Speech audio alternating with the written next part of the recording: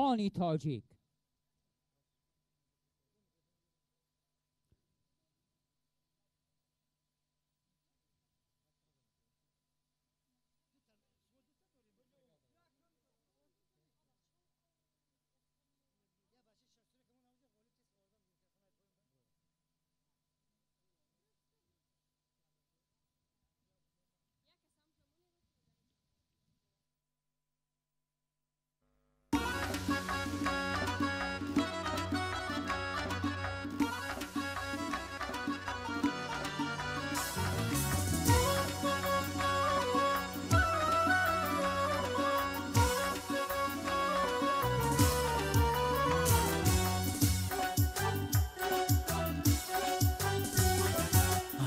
روم چشم بود سوی دوشنبه، هرگز نشدم سیر من از روی دوشنبه.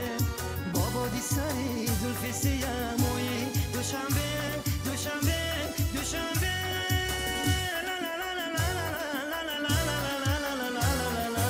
آید با شامم همدم بوی دوشنبه بوی دوشنبه. آید با شامم همدم بوی دوشنبه بوی دوشنبه.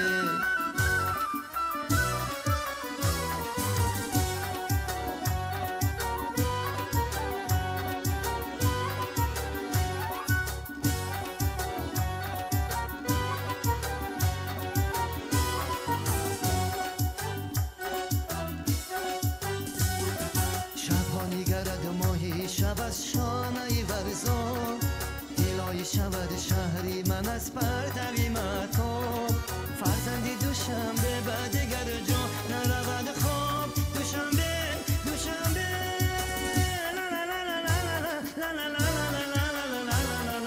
بی زمزمه آبی سخنگوی دوشنبه آبی دوشنبه.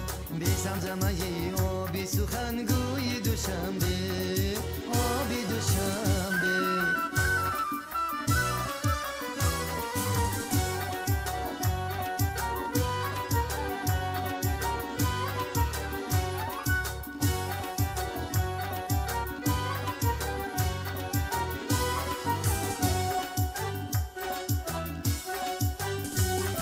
شهر طرب و بادی مرا در همه عالم، مانندی دیگر نیست بغیر از دلی آدم.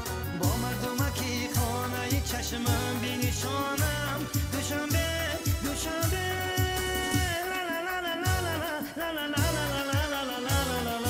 هر کس که وطن کرد با پهلوی دوشنبه سوی دوشنبه. هر کس که وطن کرد با پهلوی دوشنبه